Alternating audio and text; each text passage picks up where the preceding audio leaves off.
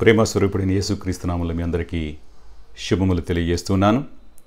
తిరిగి మరి యొక్క వర్చువల్ సంఘారాధనలో ఈ విధముగా మనందరం కలుసుకోవడానికి దేవుడు చూపినటువంటి కృపనిమిత్తమై దేవునికి వెళ్ళలేని స్తుతులు స్తోత్రాలు చెల్లించుకుందాం.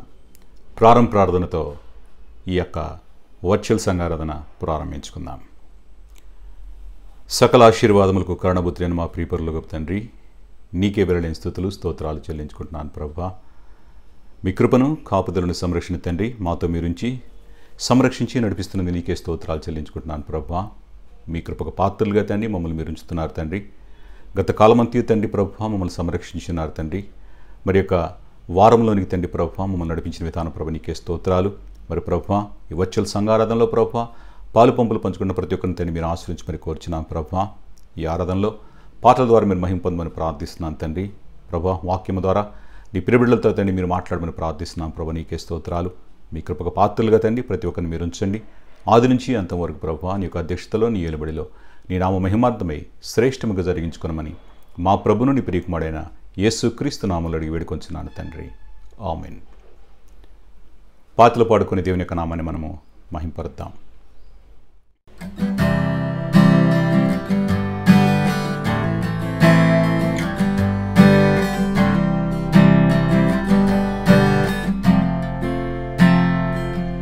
నా తండ్రి నీవే, నా దేవుడవు నీవే, నా తండ్రి నీవే నీవే, నా తండ్రి నీవే, నా దేవుడవు నీవే, నా తండ్రి నీవే నీవే. యేసయ్యా యేసయ్యా యేసయ్యా యేసయ్యా యేసయ్యా యేసయ్యా యేసయ్యా యేసయ్యా. నా తండ్రి నీవే, నా దేవుడవు నీవే, నా తండ్రి నీవే నీవే. నా అడుగులు తప్పటడుగులై నడిచిన నా ప్రతి మాటను తోడున్న నా తండ్రి. నా అడుగులు తప్పటడుగులై నడిచిన నా ప్రతి మాటను తోడున్న నా తండ్రి. పగలు ఎండ దెబ్బయైనను, రాత్రి వెనల దెబ్బయైనను తగులకుండ కాచే నీ ప్రేమ. పగలు ఎండ దెబ్బయైనను, రాత్రి వెనల దెబ్బయైనను తగులకుండ కాచే నీ ప్రేమ. యేసయ్యా యేసయ్యా యేసయ్యా యేసయ్యా యేసయ్యా యేసయ్యా యేసయ్యా యేసయ్యా. నా తండ్రి నీవే, నా దేవుడవు నీవే, నా తండ్రి నీవే నీవే. గాఢాంధకారలో నే నడిచిన ప్రతి వేళలో తోడున్న నా తండ్రి. గాఢాంధకారలో నే నడిచిన ప్రతి వేళలో తోడున్న నా తండ్రి. 1000 మంది కుడి ఎడమకు కూలినా కూలుగాని చెదరుకండ నన్ను కాపాడు ప్రేమ. 1000 మంది కుడి ఎడమకు కూలినా కూలుగాని చెదరకుండా నన్ను కాపాడు ప్రేమ. యేసయ్యా యేసయ్యా యేసయ్యా యేసయ్యా యేసయ్యా యేసయ్యా యేసయ్యా యేసయ్యా నా తండ్రి నీవే నా దేవుడవు నీవే నా తండ్రి నీవే నీవే.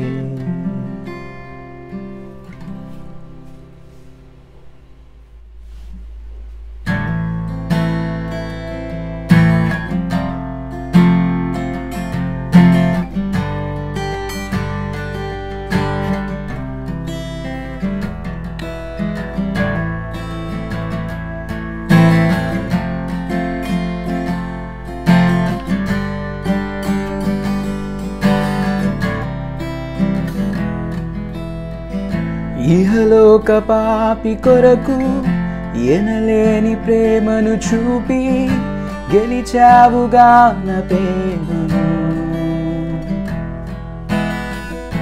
నా తోడు నీవే యేసు నీ కృప నాకు చాలు నేనేల నిన్ను మరతు. ఇహలోక పాపి కొరకు ఎనలేని ప్రేమను చూపి గెలిచావుగా నా ప్రేమను. నా ప్రేమ నీవే యేసు నీ కృప నాకు చాలు నేనేల నిన్ను మరతు. నీ శక్తియే అద్భుతం నీ సృష్టియే అద్భుతం నీ శక్తియే అద్భుతం నీ సృష్టియే అద్భుతం.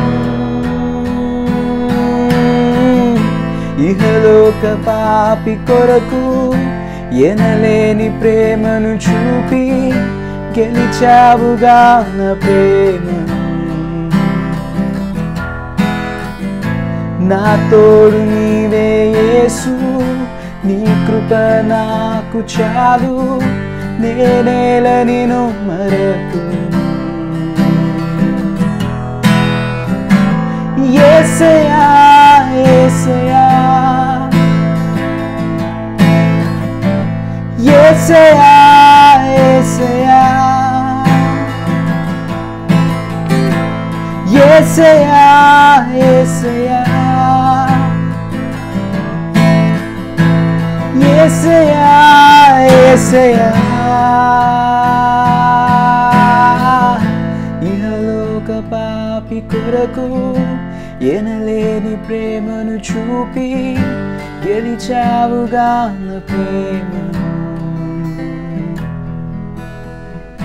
నా ప్రేమ నీవే యేసు నీ కృప నాకు చాలు నేనేల నిన్ను మరతు.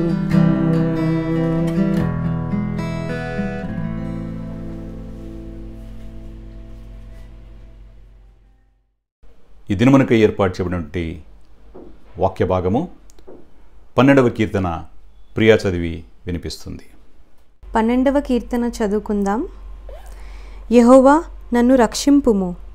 భక్తి గలవారు లేకపోయిరి, విశ్వాసులు నరులలో నుండకుండా గతించిపోయిరి. అందరూ ఒకరితోనొకరు అబద్ధములాడుదురు, మోసకరమైన మనస్సు గలవారై ఇచ్చకములాడు పెదవులతో పలుకుదురు. యెహోవా ఇచ్చకములాడు పెదవులన్నిటినీ బింకములాడు నాలుకలన్నిటినీ కోసివేయును. మా నాలుకల చేత మేము సాధించదము. మా పెదవులు మావి, మాకు ప్రభువు ఎవడిని వారను కొందరు. బాధపడు వారికి చేయబడిన బలాత్కారమును బట్టియు దరిద్రుల నిట్టూర్పులను బట్టియు నేనిప్పుడే లేచెదను. రక్షణను కోరుకొను వారికి నేను రక్షణ కలుగుజేసేదను అని యెహోవా సెలవిచ్చుచున్నాడు.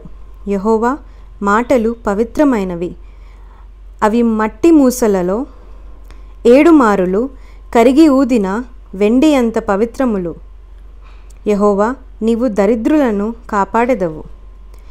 ఈ తరము వారి చేతిలో నుండి వారిని నిత్యము రక్షించెదవు. నరులలో నీచవర్తన ప్రబలమైనప్పుడు దుష్టులు గర్విష్ఠులై నలుదిక్కుల తిరుగులాడుదురు. ఆమెన్.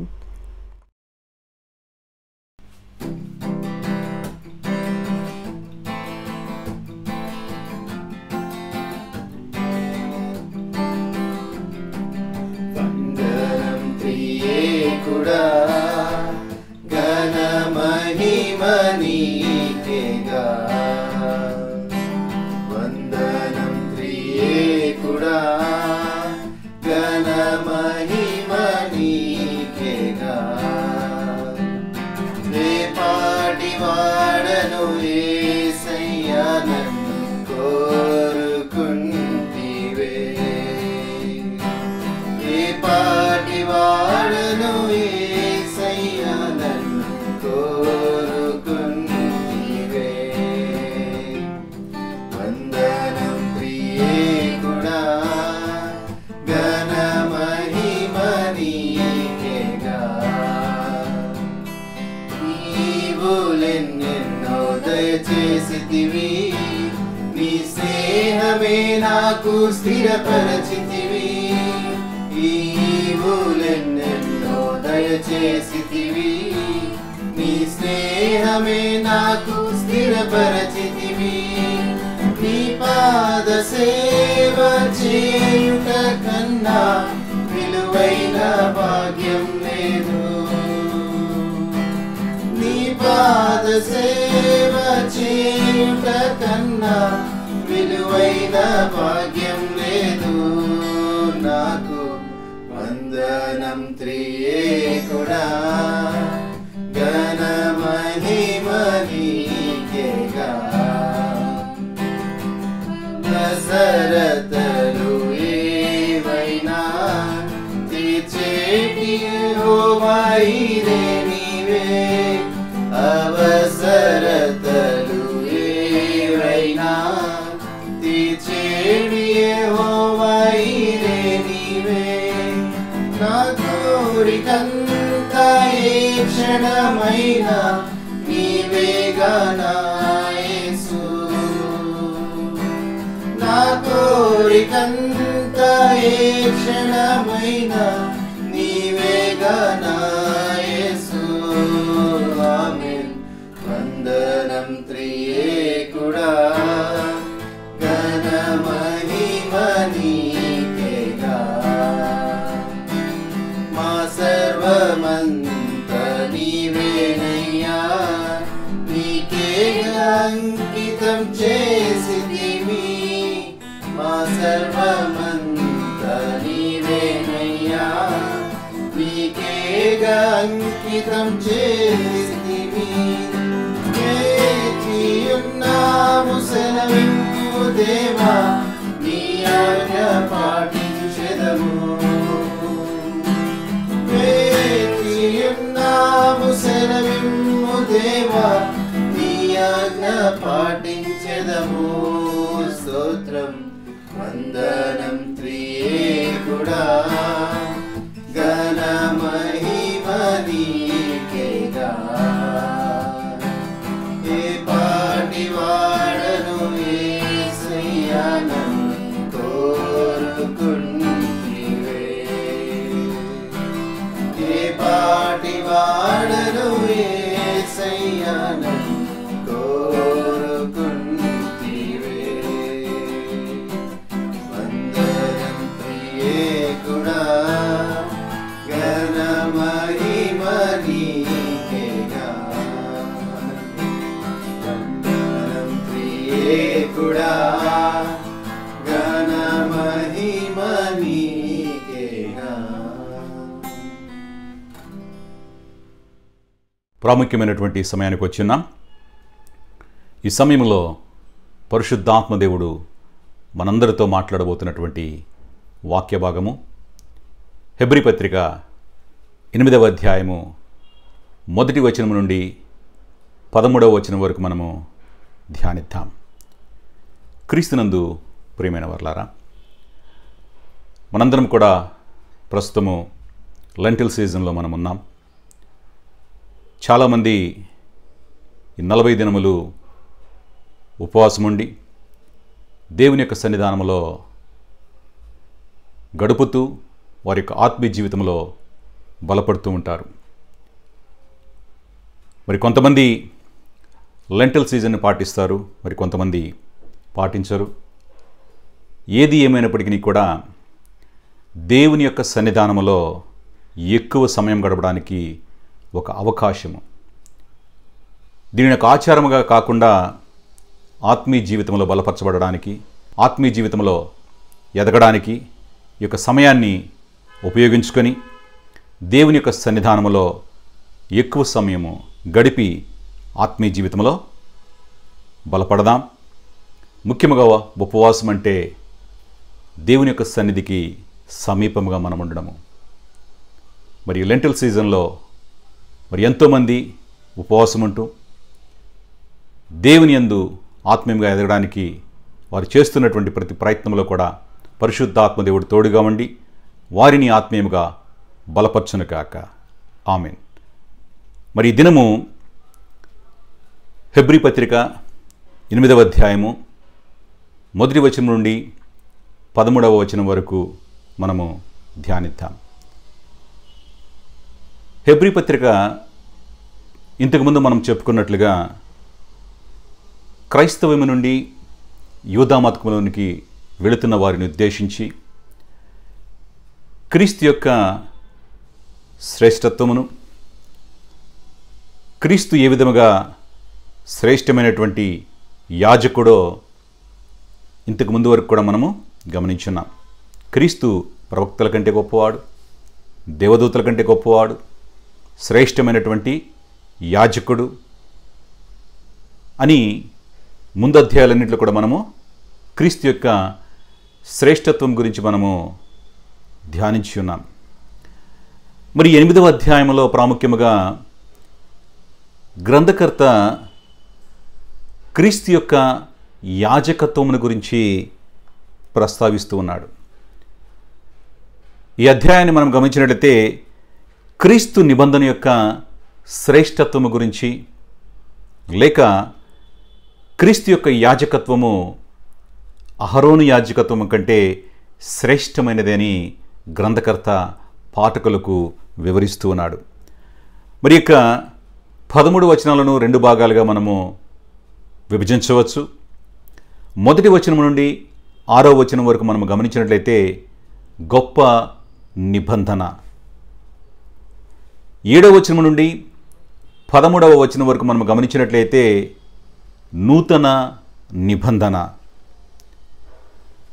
మరి మొదటి వచనాన్ని ఒకసారి మనం చూద్దాం. గ్రంథకర్త ఇక్కడ తాను వివరిస్తున్నటువంటి ముఖ్య అంశమును గురించి అక్కడ ప్రస్తావిస్తున్నాడు. గ్రంథకర్త వివరిస్తున్నటువంటి ముఖ్య అంశము హెబ్రీ 8:1 చదువుకుందాం. మేము వివరించున్న సంగతిలోని సారమేదనగా. గ్రంథకర్త ఇంతకుముందు అధ్యాయాలన్నింటిలో కూడా క్రీస్తు యొక్క శ్రేష్టత్వము గురించి ఆయన మాట్లాడుకుంటూ వచ్చి ఉన్నాడు. వారికి తెలియచెప్పి ఉన్నాడు ఏ విధముగా దూతల కంటే క్రీస్తు శ్రేష్ఠుడో, ప్రవక్తల కంటే క్రీస్తు శ్రేష్ఠుడో, మోషే కంటే క్రీస్తు ఏ విధముగా శ్రేష్ఠుడో, అహరోను కంటే ఏ విధముగా శ్రేష్టమైన యాజకుడో ప్రతిదీ కూడా ఆయన ప్రస్తావిస్తూ ఈ యొక్క అధ్యాయం దగ్గరకు వచ్చేసరికి క్రీస్తు యొక్క యాజకత్వం యొక్క శ్రేష్టతను గురించి గ్రంథకర్త పాఠకులకు తెలియచేస్తున్నాడు. ఆయన వివరిస్తున్నటువంటి సంగతిలోని సారము గమనించినట్లయితే మేము వివరించున్న సంగతిలోని సారమేదనగా క్రింది వచనాలన్నింటిలో కూడా దాని యొక్క సారాంశాన్ని ఆయన వివరిస్తూ వెళుతున్నాడు. రెండవ వచనాన్ని గమనిస్తే నిజమైన గుడారములో క్రీస్తు పరిచర్య. ఆ వచనాన్ని చదువుకుందాం. 8:2 మనకు అట్టి ప్రధాన యాజకుడు ఒకడున్నాడు, ఆయన పరిశుద్ధాలయమునకును అనగా మనుష్యుడు కాక ప్రభువే స్థాపించిన నిజమైన గుడారమునకు పరిచారకుడై ఉండి పరలోకమందు మహామహుని సింహాసమునకు కుడిపార్శ్వమున ఆసీనుడాయెను. ఈ వాక్య భాగాన్ని గమనించినట్టయితే గ్రంథకర్త పాఠకులను ఉద్దేశించి ఆయన వ్రాస్తున్నాడు. మనకు అట్టి ప్రధాన యాజకుడు ఒకడు ఉన్నాడు. సాధారణంగా ఆ కాలంలో యూదులను గమనించినట్టయితే వారి యొక్క యూదా మతంలో ఉన్నటువంటి ప్రత్యక్ష గుడారము నిమిత్తము వారికి ఉన్నటువంటి అర్పణలు లేక బలుల విషయము, వారికి ఉన్నటువంటి ప్రవక్తల గురించి, యాజకుల గురించి ప్రస్తావిస్తారు. కనుకనే ఇక్కడ గ్రంథకర్త కూడా మనకు అట్టి ప్రధాన యాజకుడు ఉన్నాడు. ఎందుకంటే వీరు చాలామంది కూడా క్రైస్తవమును విడిచి యూదా మతంలోనికి వెళ్ళడానికి నిశ్చయించుకున్న పరిస్థితి, ఆ ఉన్న పరిస్థితులను బట్టి వారు క్రీస్తుని గురించి ఎక్కువగా తెలుసుకోవాలని, క్రీస్తులో బలపడాలని, క్రీస్తు యొక్క శ్రేష్టత్వము వారికి తెలియాలని గ్రంథకర్త మొదటి అధ్యాయం నుంచి ఆయన క్రీస్తు యొక్క శ్రేష్టత్వం గురించి ప్రస్తావిస్తూ వస్తున్నాడు. మనకు ఒక ప్రధాన యాజకుడు ఉన్నాడు. మరి ఆ ప్రధాన యాజకుని యొక్క శ్రేష్టమైనటువంటి తత్వమును అక్కడ గమనించినట్టయితే ఆయన పరిశుద్ధాలయమునకును అనగా మనుష్యుడు కాక ప్రభువే స్థాపించిన నిజమైన గుడారమునకు పరిచారకుడై ఉండి. యూదా ప్రధాన యాజకులు భూలోకములో ప్రత్యక్ష గుడారములో వారు దేవుని యొక్క పరిచర్య వారు చేసేవారు.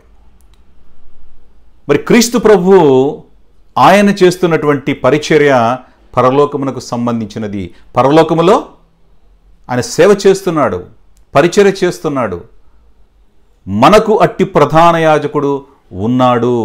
మనకు అనే మాట ఇంగ్లీష్లో గమనించినట్టయితే వీ హ్యావ్ అనే మాట అక్కడ వ్రాయబడింది. ప్రజెంట్ స్థితిని అది తెలియచేస్తుంది, ప్రస్తుత స్థితిని అది చేస్తున్నది. ఈయన పరిశుద్ధాలయమునకు అనగా మనుష్యుడు కాక ప్రభువే స్థాపించిన నిజమైన గుడారమునకు పరిచారకుడై ఉండి. అనగా భూలోకములో మోషే యొక్క ఆధ్వర్యములో స్థాపించబడినటువంటి, తయారు చేయబడినటువంటి ప్రత్యక్ష గుడారములో ఆయన యాజకత్వమును చేయలేదు. కానీ ప్రభువే స్థాపించిన, దేవుడు స్థాపించినటువంటి నిజమైన గుడారములో పరిచారకుడిగా ఉన్నాడంటే పరలోకములో క్రీస్తు ప్రభు పరిచారకుడిగా ఉంటున్నాడు. పరలోకమందు మహామహుని సింహాసనమునకును కుడిపార్శ్వమున ఆసీనుడాయెను. క్రీస్తు ప్రభు చేస్తున్న పరిచర్య భూలోకములో కాదు, కానీ ఆయన పరలోకములో నిజమైన గుడారము, దేవుని యొక్క సన్నిధానములో ఆయన పరిచారకుడుగా ఉన్నాడు. మరి పరలోకమందు మహామోహన్ అంటే సర్వోన్నతుడైనటువంటి దేవుని సింహాసనమునకు కుడి పార్శ్వమున ఆయన ఆసీనుడిగా ఉంటున్నాడు. క్రీస్తు ప్రభు తండ్రి కుడి పార్శ్వమున కూర్చుని ఉన్నాడు. మరి కూర్చొని ఉండుట అనగా మనము గమనించినట్లయితే పనిని సంపూర్తి చేసి ఆయన తండ్రి కుడి పార్శ్వమున కూర్చొని ఉన్నాడు. తండ్రి తనకు అప్పగించినటువంటి పనిని పరిపూర్ణముగా నెరవేర్చాడు. ఆయన భూలోకములో తండ్రి తనకు అప్పగించిన పని అనగా తండ్రి ఏ పనినైతే అప్పగించున్నాడో దానిని ఆయన స్వీకరించాడు. తనకు తానుగా శిలువ బలియాగమునకు సిద్ధపరుచుకున్నాడు. శిలువపై బలియాగము కావించబడి ఉన్నాడు. ఆయన మరణించి పునరుద్ధానుడై ఆరోహణుడై తండ్రి కుడి పార్శ్వమున ఆయన కూర్చుని ఉన్నాడు. ప్రస్తుతము కూడా ఈ ప్రధాన యాజకుడు తండ్రి కుడి పార్శ్వమున కూర్చొని మన నిమిత్తమైన విజ్ఞాపనము చేస్తున్నాడు. మరి గ్రంథకర్త యొక్క ముఖ్య ఉద్దేశాన్ని గమనిస్తే యూదామత ప్రధాన యాజకులందరూ కూడా వారు భూలోకములో వారు పరిచర్య చేశారు. మరి మనకున్నటువంటి ప్రధాన యాజకుడి యొక్క శ్రేష్టత్వాన్ని గమనించండి. ఆయన తండ్రి సన్నిధానములో తండ్రి కుడిపార్శ్వమున ఆయన ఆసీనుడయ్యాడు. తండ్రి కుడిపార్శ్వమున కూర్చొని ఉండడం అంటే అది దైవికమైనటువంటి అధికారమును సూచిస్తూ ఉన్నది. కుడి పార్శ్వమున కూర్చునే అర్హతను ఈ ప్రధాన యాజకుడైన క్రీస్తు ప్రభు పొంది ఉన్నాడు. మరి ఏ ప్రధాన యాజకుడు, భూలోకంలోని ఏ ప్రధాన యాజకునికి కూడా ఆ అధికారము లేదు. కేవలము క్రీస్తు ప్రభువుకు మాత్రమే అది సాధ్యమైనది. దైవికమైన అధికారం పొంది ఉన్నాడు. ఎందుకంటే తండ్రి అప్పగించిన పనిని నెరవేర్చాడు, తనకు తానుగా బలి అర్పణ గావించాడు. మరి ఇంతకుముందు భూలోకంలో ప్రధాన యాజకులు మనం గమనించినట్టయితే వారు ప్రజల యొక్క అర్పణను వారు తీసుకొని దేవుని యొక్క సన్నిధానంలో బలి నర్పిస్తారు. దేవునికి మానవునికి మధ్య మధ్యవర్తిగా వారు ఉంటున్నారు. మరి క్రీస్తు ప్రభు అయితే ఆయన చేసిన బలియాగం ఏమిటంటే మానవునికి దేవునికి మధ్య ఉన్న అడ్డుగోడగా ఉన్నటువంటి పాపం అనే దానిని తన బలియాగము ద్వారా ఆయన తీసివేశాడు. కనుకనే ఆ దైవికమైన అధికారం ఆయన పొందుకుని ఉన్నాడు. తండ్రి కుడి పార్శ్వమున ఆయన కూర్చొని మన నిమిత్తమైన విజ్ఞాపనం చేస్తున్నాడు, పరిచర్య చేస్తున్నాడు మన నిమిత్తమైన. క్రీస్తునందు ప్రియమైన వారలారా, మరి క్రీస్తు ప్రభు ఇంత శ్రేష్టమైనటువంటి ప్రధాన యాజకుడు మనకు ఉన్నాడని గ్రంథకర్త పాఠకులకు తెలియచేస్తున్నాడు. కీర్తనలు 110:1 గమనించినట్లయితే, ప్రభు నా ప్రభుతో సెలవిచ్చిన వాక్కు, నేను నీ శత్రువులను నీ పాదములకు పీఠముగా చేయ వరకు నా కుడి పార్శ్వమున కూర్చుండుము. క్రీస్తుని గురించి ప్రస్తావిస్తున్నటువంటి మాట ఇది. నీ శత్రువులను పాదములకు పీఠముగా చేయ వరకు నా కుడి పార్శ్వమున కూర్చుండుము. తండ్రి అయిన దేవుడు క్రీస్తుతో సెలవిచ్చినటువంటి మాట. ప్రస్తుతం క్రీస్తు తండ్రి కుడి పార్శ్వమున కూర్చుని ఉన్నాడు, ఆయన విజ్ఞాపనము చేస్తూ ఉన్నాడు. 3వ వచనాన్ని మనం గమనించినట్లయితే, క్రీస్తు బలి అర్పించవలసిన ఆవశ్యకత. 3వ వచనాన్ని చదువుకుందాం. ప్రతి ప్రధాన యాజకుడు అర్పణలను బలులను అర్పించుటకు నియమింపబడును, అందుచేత అర్పించుటకు ఈయనకు ఏమైనా ఉండుట అవశ్యము. మరి ప్రతి ఒక్క ప్రధాన యాజకుడు, భూలోకములో ప్రతి ప్రధాన యాజకుని మనం గమనించినట్లయితే ఆయన అర్పణలను బలులు అర్పించటానికి నియమింపబడి ఉన్నారు. లేవి గోత్రంలో అహరోను క్రమములో వారందరూ కూడా అనేక మంది ప్రధాన యాజకులు నియమింపబడ్డారు. వీరు బలులను అర్పించడానికి నియమింపబడి ఉన్నారు. ప్రజల యొక్క బలులను తీసుకొని దేవుని యొక్క సన్నిధానంలో అర్పించడం వారి యొక్క బాధ్యత. మరి వారిచ్చేటువంటి దశంభాగముతో వారు జీవించటము, ఆ అధికారం అనేది ధర్మశాస్త్రము ద్వారా వారు పొందుకొని ఉన్నారు. కనుక ఆ క్రమంలో మనం గమనించినట్లయితే క్రీస్తు కూడా ఒక బలిని ఆయన అర్పించవలసిన అవసరత ఉన్నది. ఆయన ప్రధాన యాజకుడిగా ఉంటున్నాడు. ఆయన ప్రధాన యాజకుడిగా ఒక బలిని అర్పించాల్సినటువంటి ఆవశ్యకత ఉన్నది. క్రీస్తు అర్పించిన బలి తరువాత యొక్క అధ్యాయాలలో డీటెయిల్గా మనకు కనపడుతుంది. క్రీస్తునందు ప్రియమైన వారలారా, యేసుక్రీస్తు ప్రధాన యాజకుడు అన్నాడు. ఆయన కూడా మానవాళిని, సర్వమానవాళి నిమిత్తము తన్ను తాను బలిగా అర్పించుకొని ఉన్నాడు.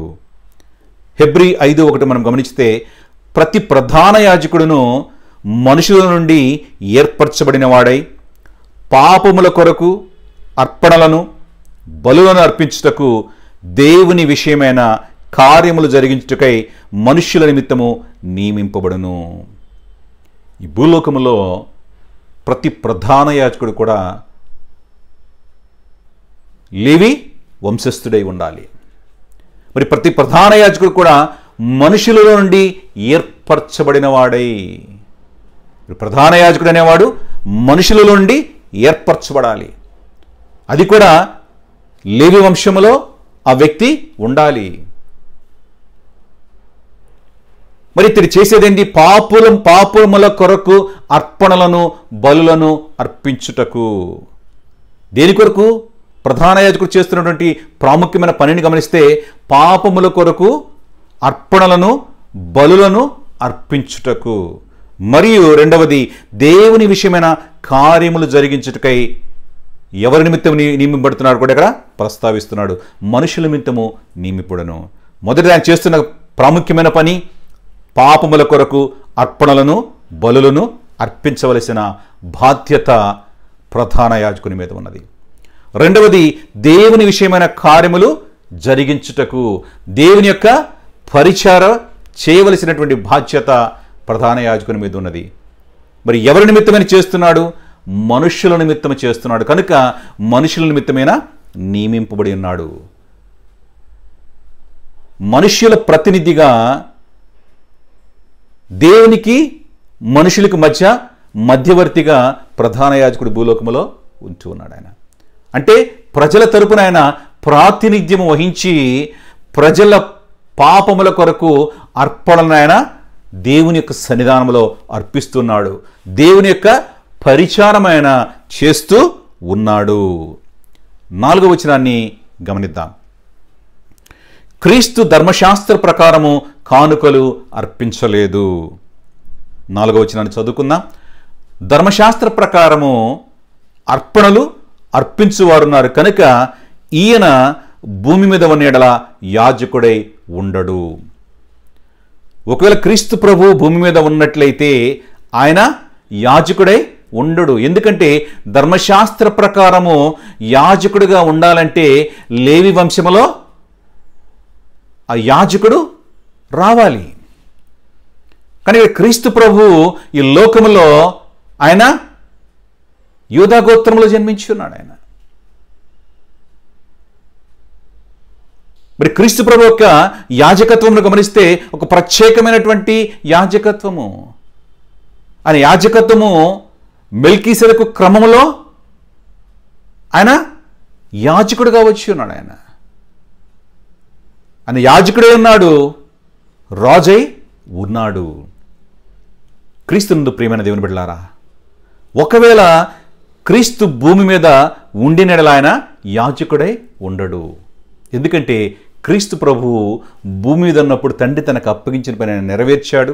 నెరవేర్చి దానిని సంపూర్ణముగా పూర్తి చేసి తండ్రి కుడి పార్శ్వమున ఆయన కూర్చుని ఉన్నాడు. కూర్చుని అక్కడ పనిని పూర్తి చేయడాన్ని సూచిస్తుంది. రెండవది తండ్రి కుడి వైపున కూర్చునుట దైవికమైన అధికారమును సూచిస్తూ ఉన్నది. 5వ వచనాన్ని మనం గమనించినట్లయితే భూసంబంధ యాజకుల సేవను మనం ఇక్కడ గమనించవచ్చు.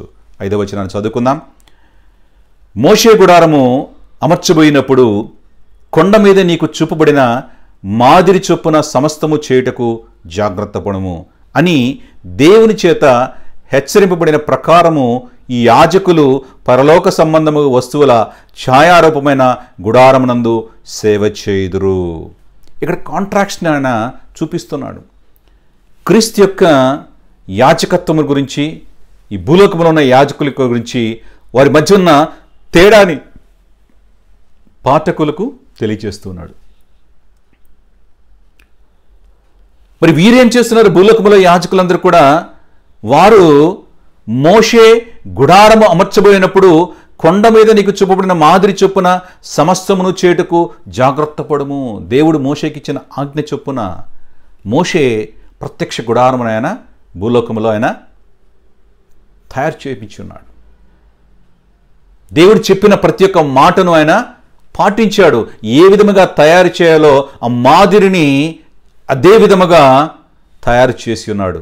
ఎందుకంటే దేవుడు చెప్పి ఉన్నాడు, మాదిరి చొప్పున సమస్తమును చేయుటకు జాగ్రత్త పడుము. ఆ విధముగానే మోషే చేసి ఉన్నాడు. ఎందుకంటే దేవుని చేత హెచ్చరింపబడి ఉన్నాడు కనుక. మరి ఆ ప్రకారము యాజకులు అనేవారు పరలోక సంబంధమగు వస్తువుల ఛాయారూపమైన గుడారమునందు సేవ చేయుదురు. అంటే పరలోక సంబంధములు ఏ విధముగా ఉందో దాని నమూనాలో, ఛాయారూపమైన అనగా నమూనాలో వారు ఆ నమూనా గుడారములో వారు సేవ చేస్తూ ఉన్నారు. ఇది తాత్కాలికమైనది. ఈ తాత్కాలికమైన దానిలో భూలోక సంబంధమైన యాజకులు సేవ చేస్తున్నారు. క్రీస్తు అయితే నిత్యమైనటువంటి ఆ గుడారములో పరలోకములో ఆయన పరలోక సంబంధమైనటువంటి వస్తువుల మధ్య ఆయన దేవుని సన్నిధానంలో ఆయన సేవ చేస్తూ ఉన్నాడు. ఈ తారతమ్యాన్ని వారికి గ్రంథకర్త తెలియచేస్తున్నాడు. నిర్గమకాండము 25వ అధ్యాయము 40వ వచనాన్ని చూసినట్లయితే, కొండ మీద నీకు కనపరచబడిన వాటి రూపము చొప్పున వాటిని చేయుటకు జాగ్రత్త పడుము. పరలోకములో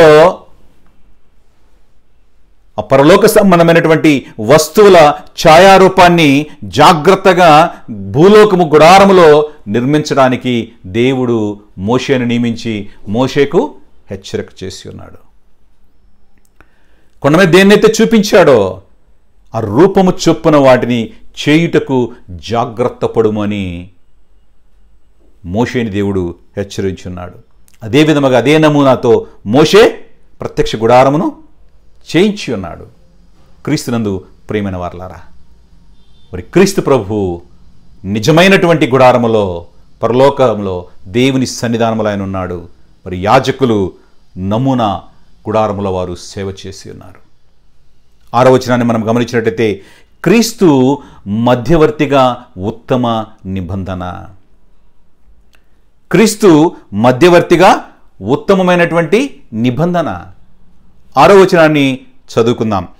ఈయనైతే ఇప్పుడు మరి ఎక్కువైన వాగ్దానములను బట్టి నియమింపబడిన మరి ఎక్కువైన నిబంధనకు మధ్యవర్తి అయి ఉన్నాడు కనుక మరి శ్రేష్టమైన సేవకత్వము పొంది ఉన్నాడు. మరి క్రీస్తు యొక్క నిబంధనను గమనిస్తే మరి ఎక్కువైన వాగ్దానము, మోర్ ప్రామిసెస్. మరి నియమింపబడిన నిబంధనకు మధ్యవర్తి ఉన్నాడు. ఆ నూతన నిబంధనకు దేవునికి మానవునికి మధ్య నూతన నిబంధన చేసినటువంటి వ్యక్తిగా క్రీస్తు ప్రభు ఉంటున్నాడు. మరి శ్రేష్టమైన సేవకత్వమును పొంది ఉన్నాడు. శ్రేష్టమైనటువంటి పరిచారకుడుగా క్రీస్తు ప్రభు ఉండి ఉన్నాడు. క్రీస్తునందు ప్రియమైన వారలారా, మరి పాత నిబంధన మరి క్రొత్త నిబంధన ఈ రెండింటి మధ్య తారతమ్యాన్ని కూడా గ్రంథకర్త తెలియచేస్తూ ఉన్నాడు. 1 తిమోతి 2:5 మనం గమనించినట్లయితే, దేవుడు ఒక్కడే, దేవునికి నరులకు మధ్యవర్తి ఒక్కడే, ఆయన క్రీస్తేసను నరుడు. దేవుడు ఒక్కడే, మరి దేవునికి నరులకు మధ్య మధ్యవర్తిగా ఉన్నటువంటి వ్యక్తి కూడా ఒక్కడే. భూలోక ప్రధాన యాజకులు ప్రజల యొక్క అర్పణలను వారు తీసుకుని వెళ్ళి దేవుని యొక్క సన్నిధానంలో అర్పించేవారు. దేవునికి మానవునికి మధ్య వారు మధ్యవర్తిగా ఉన్నప్పటికీ కూడా అది తాత్కాలికమైనది. అదే క్రీస్తు ప్రభు గురించి గమనించినట్లయితే, క్రీస్తు ప్రభు ఏదైతే దేవునికి మానవునికి మధ్య అడ్డుగోడుగా ఉందో ఆ పాపమును పరిపూర్ణముగా తొలగించి దేవునికి మానవునికి మధ్య తిరిగి సంధి చేశాడు. ఆయన సమాధానమును నెలకొల్పి ఉన్నాడు.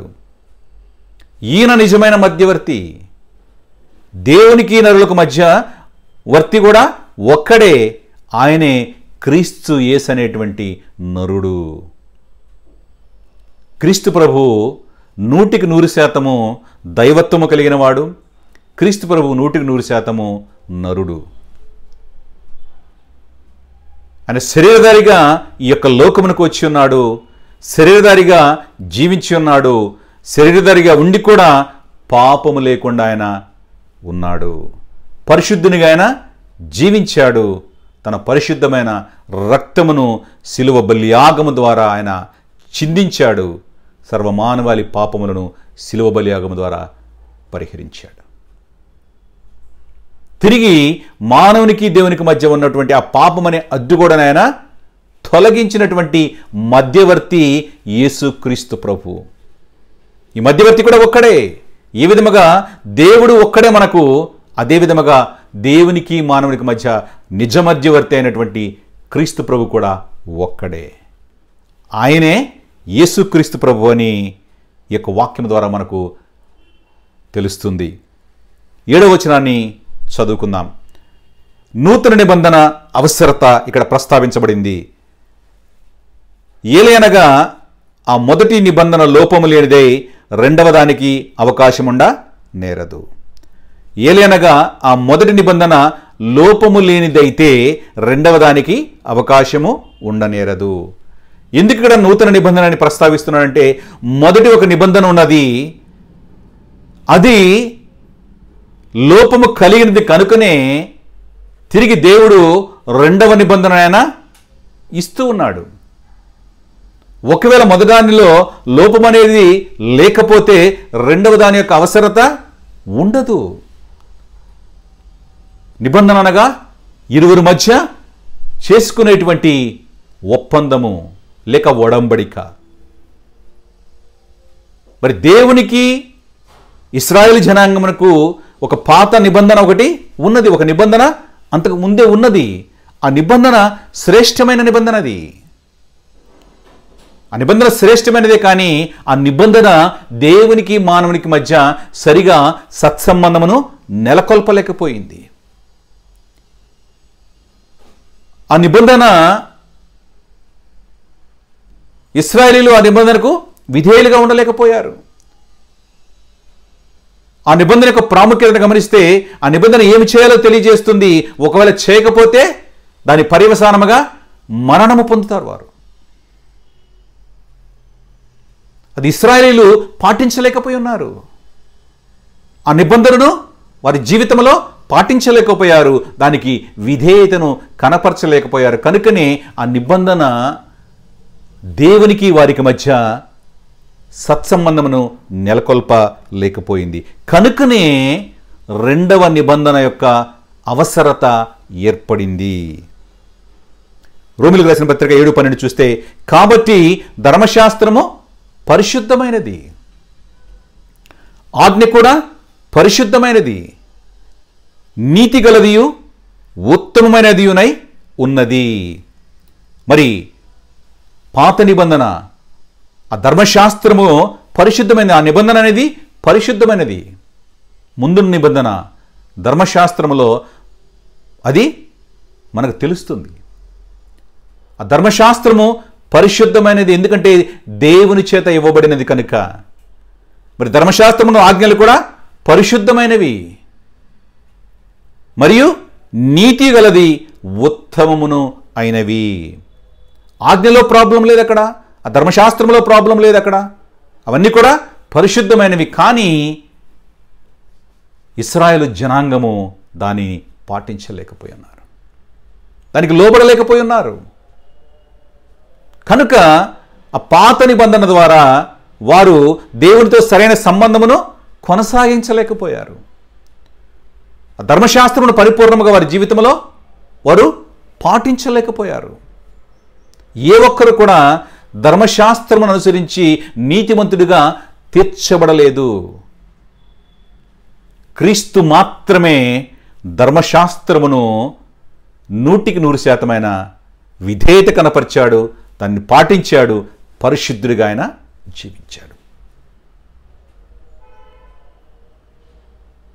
ధర్మశాస్త్రము ఏమి చేయాలో తెలియపరుస్తుంది, ఏమి చేయకూడదో తెలియపరుస్తుంది. అది పరిశుద్ధమైనది. ఆజ్ఞలని కూడా దేవుని యొద్ద నుంచి వచ్చినవి, అవి పరిశుద్ధమైనవి, నీతి గలవి, ఉత్తమమైనవి.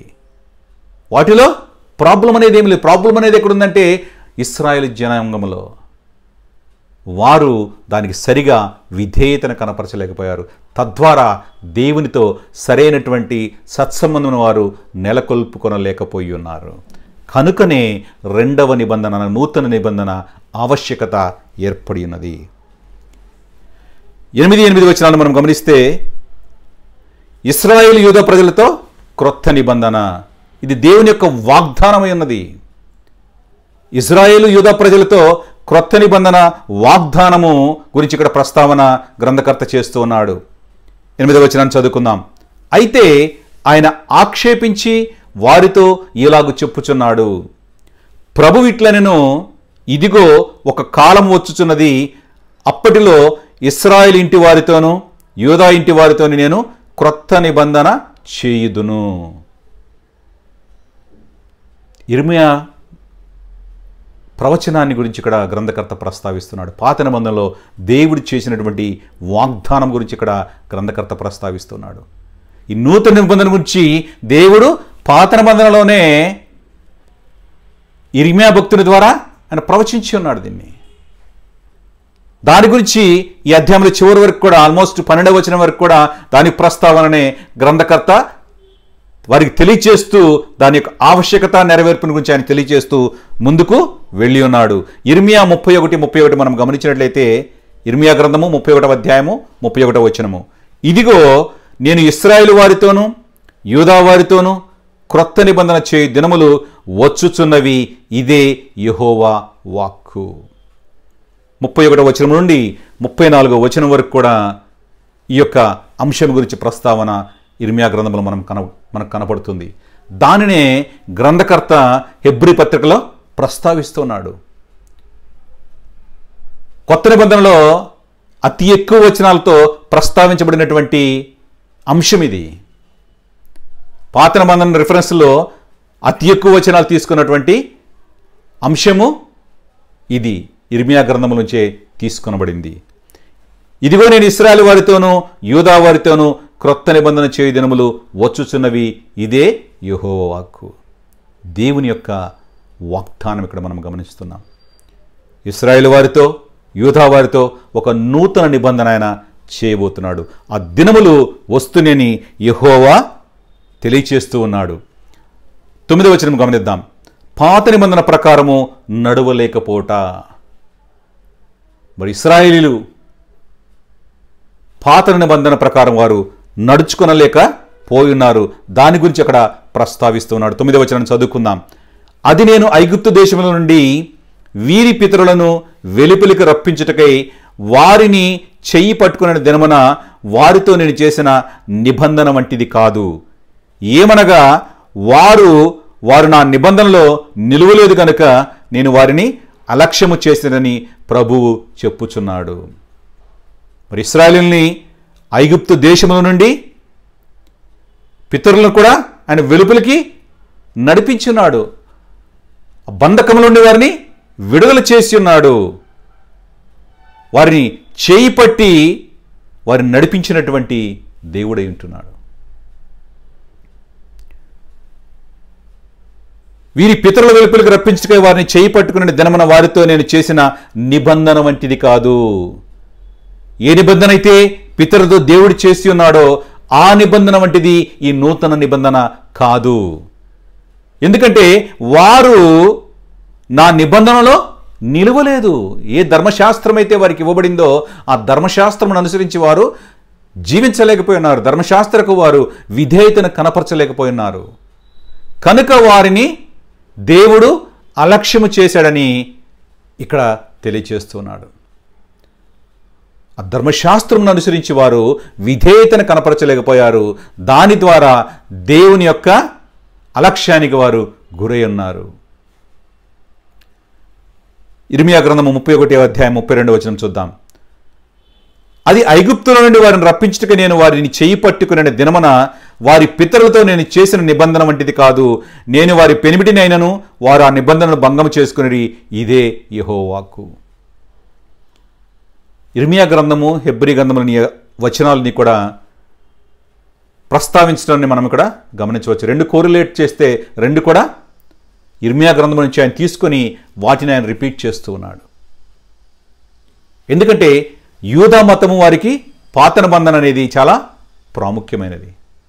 మరి ఆ పాత నిబంధన ఎందుకు మార్చబడింది, ఎందుకు నూతన నిబంధన తీసుకుని రాబడింది, దాని గురించి గ్రంథకర్త వారికి డీటెయిల్గా ఎక్స్ప్లెయిన్ చేస్తున్నాడు. ఈ నూతన నిబంధన అనేది దేవుని చేత వాగ్దానం చేయబడింది, ఇర్మియా గ్రంథంలో ప్రస్తావించబడింది. దానిని ఆయన తీసుకొని వీరికి ఎక్స్ప్లెయిన్ చేస్తూ ఉన్నాడు. ఐగుప్తులని వారిని రప్పించుటకు నేను వారి చేయి పట్టుకునే దినమున వారి పితరులతో నేను చేసిన నిబంధన వంటిది కాదు. ఈ నూతన నిబంధన ఆ పాత నిబంధన వంటిది కాదు. నేను వారి పెనిమిటినైనను వారు ఆ నిబంధనను భంగము చేసుకొనిరి. ఏ నిబంధన భంగం చేసుకున్నారు వారు? ధర్మశాస్త్రమును అనుసరించి వారు జీవించలేకపోయారు. నేను వారి పెనిమిటినైనా అంటే అధికారం అక్కడ కనపడుతున్నది మనకు. తండ్రి అయి ఉన్నాడు ఆయన దేవుడై ఉన్నాడు. అయినప్పటికీ కూడా వారు దేవుడిచ్చిన నిబంధనను వారు పాటించలేకపోయారు. కనుకనే వారికి ఒక నూతన నిబంధన అనేది వాగ్దానము చేయబడి ఉన్నది. ఆ పాత నిబంధన దేవునికి మానవునికి మధ్య సరైనటువంటి సత్సంబంధమును నెలకొల్పలేకపోయినది. కనుకనే నూతన నిబంధన దేవుని చేత వాగ్దానము చేయబడినది. ఇర్మియా గ్రంథములో అది ప్రవచించబడి ఉన్నది. 10వ వచనం ఒకసారి చూద్దాం. ఇశ్రాయేలు ప్రజలతో నిబంధన. 10వ వచనం చదువుకుందాం. ఆ దినములైన తరువాత ఇశ్రాయేలు ఇంటి వారితో నేను చేయబోయే నిబంధన ఏదనగా, వారి మనస్సులో నా ధర్మ విధులను ఉంచెదను, వారి హృదయముల మీద వాటిని వ్రాయుదును, నేను వారికి దేవుడినై ఉందును, వారు నా ప్రజలై ఉందురు. పాత నిబంధన ధర్మశాస్త్రమును కనిపిస్తే అది పలక మీద వ్రాయబడినటువంటిది. మరి నూతన నిబంధన ఇక ధర్మ విధులన్నీ కూడా వారి హృదయముల మీద వ్రాస్తానని దేవుడు తెలియచేస్తున్నాడు. వారి మనస్సులో ధర్మ విధులు ఉంచుతానంటున్నాడు, వారి హృదయముల మీద వాటిని వ్రాస్తానని చెప్తున్నాడు. అంటే నిబంధన ప్రేమతో కూడినటువంటి నిబంధన. దేవుడు లోకమును ప్రేమించి ఉన్నాడు కనుక తన ప్రియకుమారుడిని లోకానికి ఆయన పంపించున్నాడు. ప్రియకుమారుని ద్వారా నూతన నిబంధన కార్యరూపము దాల్చబడింది. క్రీస్తునందు ప్రేమైన వారలారా, ఈ నూతన నిబంధన ఆనాడే వాగ్దానము చేయబడి ఉన్నది. మరి ఇశ్రాయేలు వారితో తండ్రి అయిన దేవుడు చేయబోయే నిబంధన ఏమిటో ఈ యొక్క వచనములో స్పష్టముగా గ్రంథకర్త వారికి ప్రస్తావిస్తున్నాడు.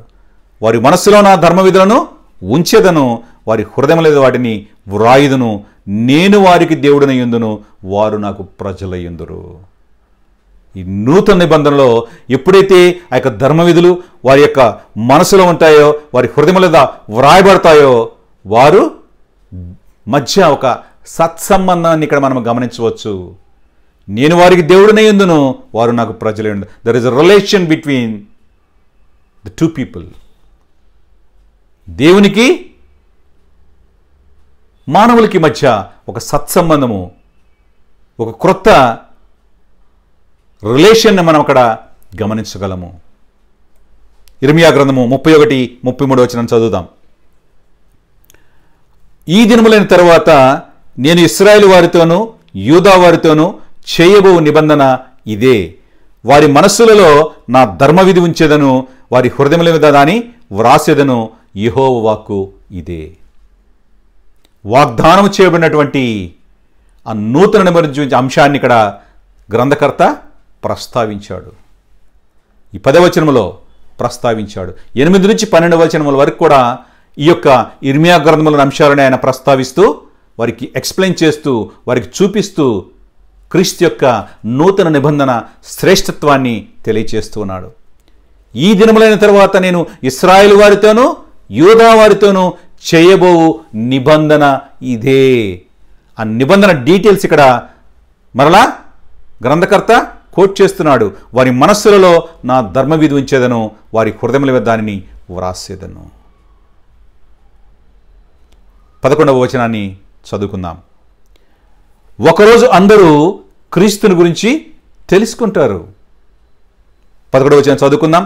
వారిలో ఎవడును ప్రభువును తెలుసుకొనుడని తన పట్టణస్థునికైనను తన సహోదరునికైనను ఉపదేశము చేయడు. వారిలో చిన్నలు మొదలుకొని పెద్దల వరకు అందరూ నన్ను తెలుసుకొందురు. ప్రతి ఒక్కరు కూడా ఈ నూతన నిబంధన ద్వారా దేవుని తెలుసుకుంటారు. ఎవరు ఎవరికి తెలియపరచ అవసరం లేదు. ఎందుకంటే ప్రతి ఒక్కరి మనసులో ఆ ధర్మవిధి దేవుడు ఉంచుతానన్నాడు. వాటి హృదయముల మీద వ్రాయబడతాయి అవి. అదే అంశాన్ని ఇందాక వచనములో ప్రస్తావించాడు. వారి మనసులలో నా ధర్మవిధి ఉంచెదను, వారి హృదయముల మీద దానిని వ్రాసేదను. కనుక ప్రతి ఒక్కరు కూడా చిన్నల నుంచి పెద్దల వరకు కూడా అందరూ కూడా దేవుని తెలుసుకుంటారు. క్రీస్తునందు ప్రేమైన వారలారా, హెబ్రీ గ్రంథకర్త తన పాఠకులను ఉద్దేశించి వ్రాస్తున్నటువంటి ప్రతి అంశాన్ని మనం గమనిస్తే ఎంత ఆతృతతో ఎంతో శ్రద్ధతో వారు తిరిగి వెళుతున్న వైనమును గ్రహించి యూదా మతము కంటే క్రైస్తవ్యము గొప్పదని, యూదా మతంలో ఉన్నవారే కంటే క్రీస్తు గొప్పవాడని గ్రంథకర్త వారికి విపులముగా తెలుపుచున్నటువంటి అంశాలన్నీ కూడా మనం ఇక్కడ గమనించవచ్చు. క్రీస్తునందు ప్రియమైన వారలారా, వారి జీవితంలో ఉన్న శ్రమల వలన, పరిస్థితులను బట్టి వారు క్రైస్తవ్యం నుంచి తిరిగి మరలా యూదా మతంలోని ఆచారములను వారు పాటిస్తున్నప్పుడు గ్రంథకర్త తిరిగి వారిని క్రైస్తవంలో బలపరచడానికి ప్రతి అంశాన్ని కూడా ఆయన విపులముగా తెలియచేస్తూ ఉన్నాడు. వారికి తెలియచేస్తూ ఉన్నాడు, పాత నిబంధన కంటే ఈ నూతన నిబంధన శ్రేష్టమైనది.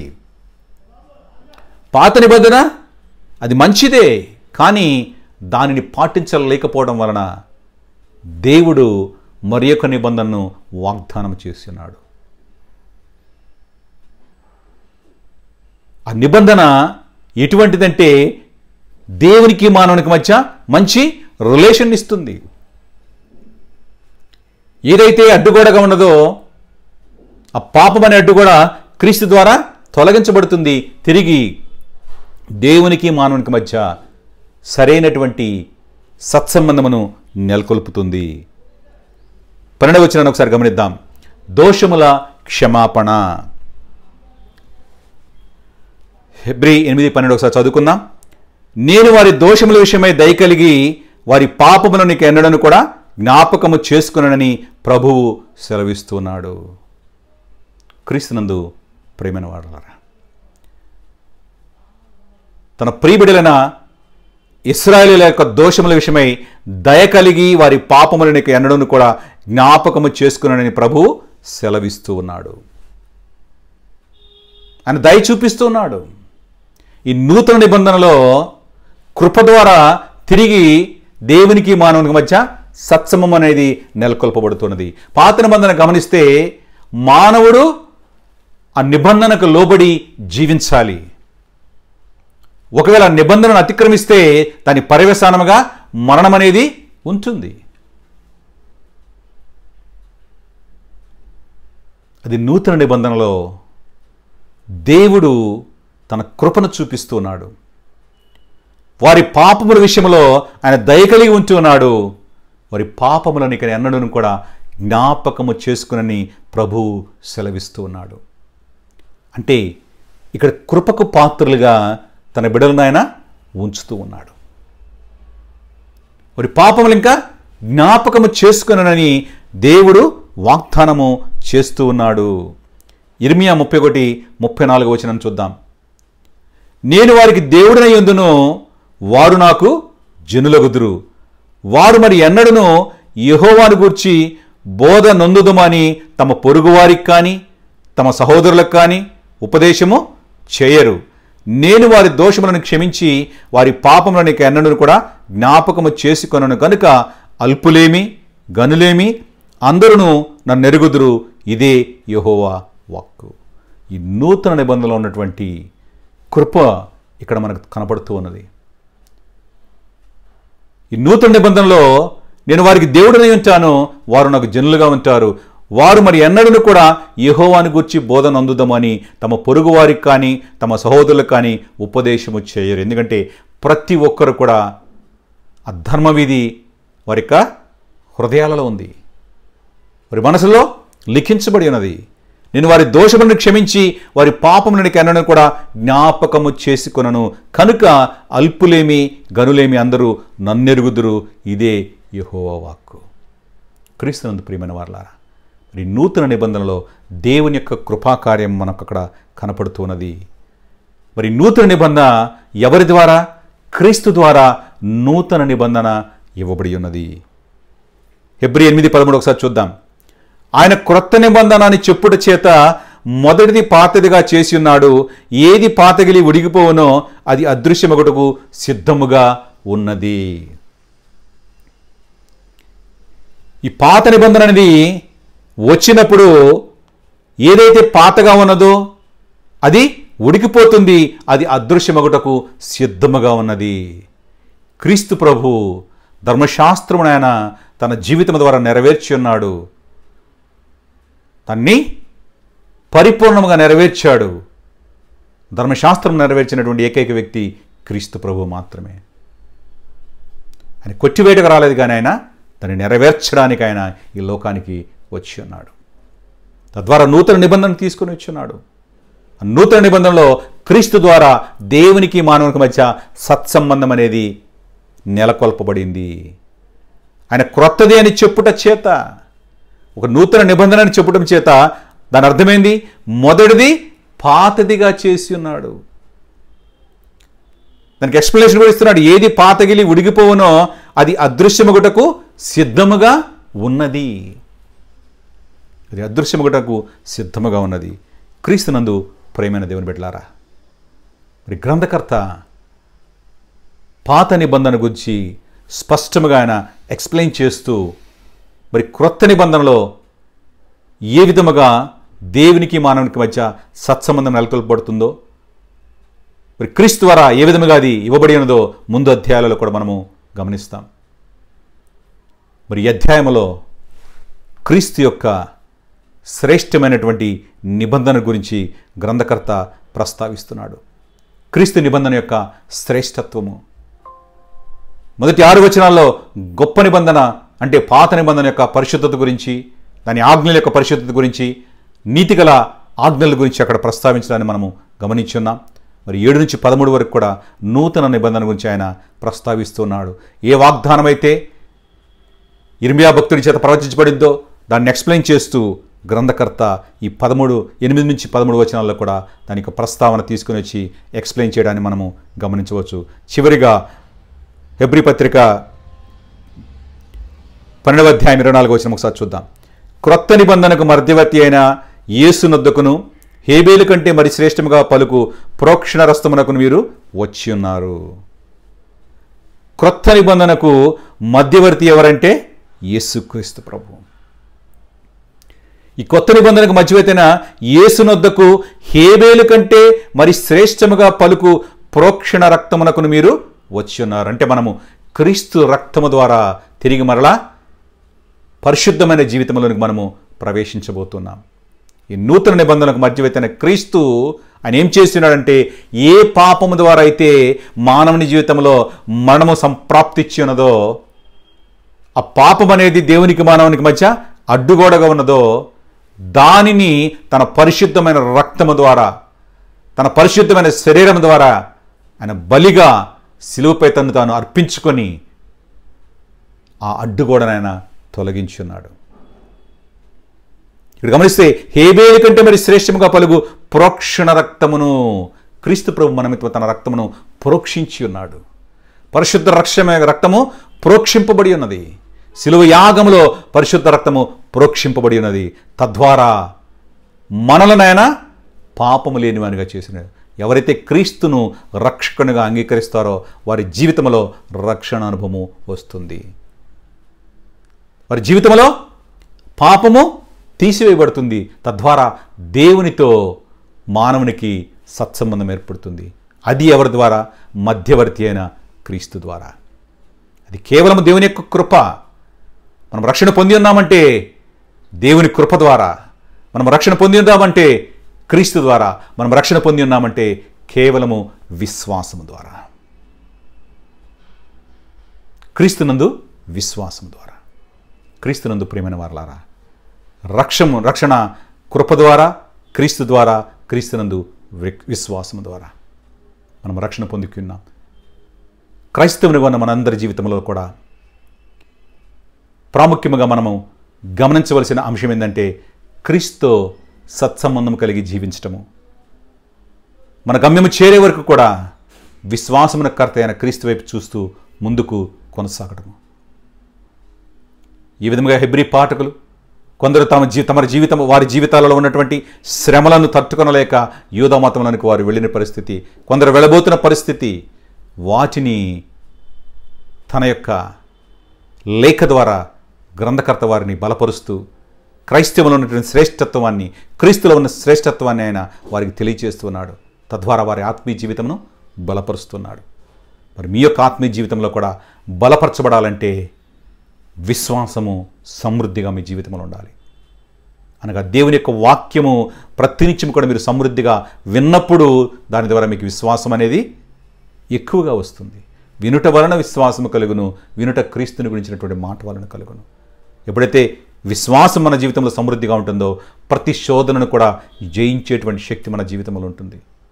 క్రీస్తు ఏ విధముగా శ్రేష్ఠుడో ఆ నూతన నిబంధన యొక్క శ్రేష్ఠత్వం గురించి గ్రంథకర్త స్పష్టంగా ఈ యొక్క అధ్యాయంలో రాసి ఉన్నాడు.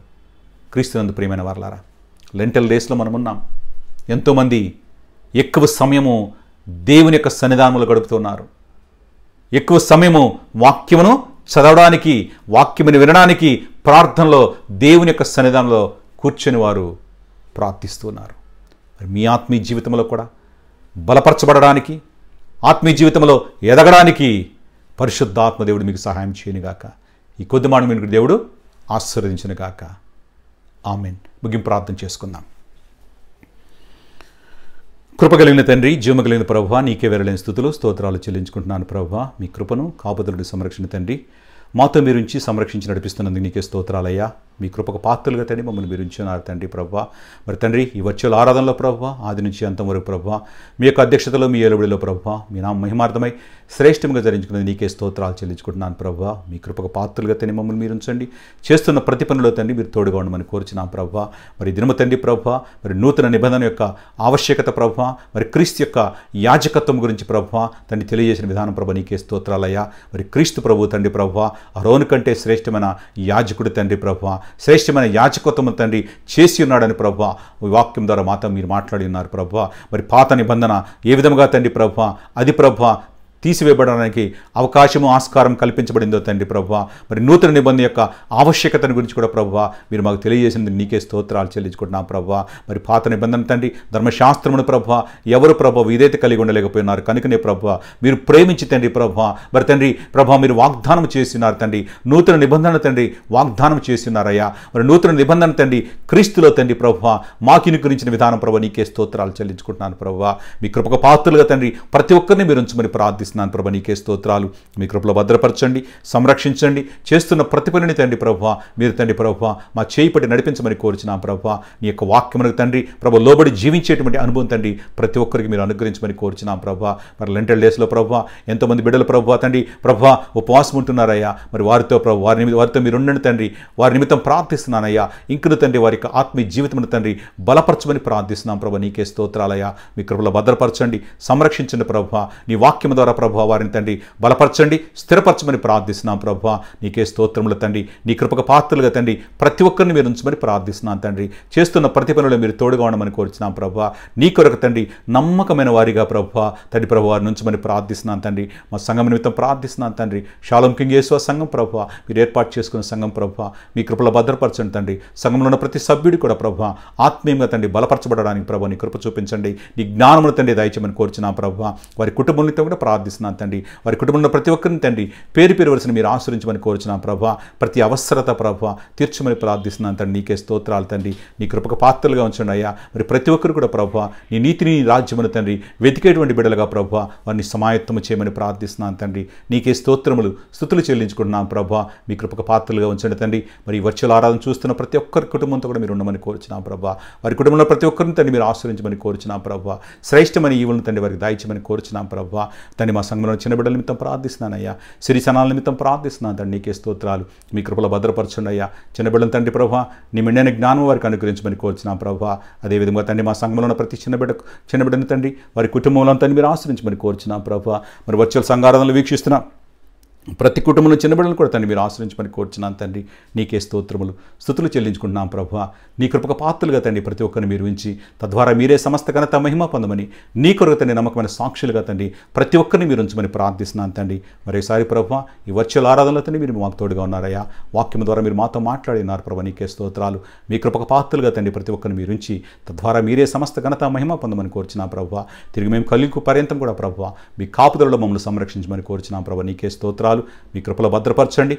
ముఖ్యంగా తండ్రి ప్రభా సంఘ ద్వారములు తండ్రి తెరవబడడానికి ప్రభా మార్గమును తండ్రి ప్రభా సుగమనం చేయమని ప్రార్థిస్తున్నాను తండ్రి. నీకే స్తోత్రాలయ్యా. మీ కృపలో భద్రపరచండి తండ్రి. ఆ దినం తండ్రి మేము ఎదురు చూస్తున్నాం ప్రభా. నీకే స్తోత్రాలయ్యా. మరి త్వరలో ప్రభా మేమందరము తండ్రి సన్నిధానంలో చేరి ప్రభా మహింపరిచే బిడ్డలుగా మమ్మల్ని మీరు ఉంచమని ప్రార్థిస్తున్నాను తండ్రి. మీ కృపలో భద్రపరచండి, సంరక్షించండి. మా సంఘంలో ప్రతి కుటుంబాన్ని తండ్రి శ్రేష్టంగా మీరు ఆశ్రయించమని, మీ కృపకు పాత్రలుగా తండ్రి ప్రతి ఒక్కరిని మీరు ఉంచమని కోరుచు మా ప్రభువుని ప్రియకుమారుడైన యేసు క్రీస్తు నామములో అడిగి వేడుకొంచున్నాను తండ్రి. ఆమేన్. పరలోకమందున మా తండ్రి, మీ నామం పరిశుద్ధపరచబడిన గాక, మీ రాజ్యం వచ్చును గాక, మీ చిత్తం పరలోకమందున విడిచిన భూమి మీద నెరవేరును గాక. మా అనుదిన ఆహారాన్ని మాకు దయచేయము.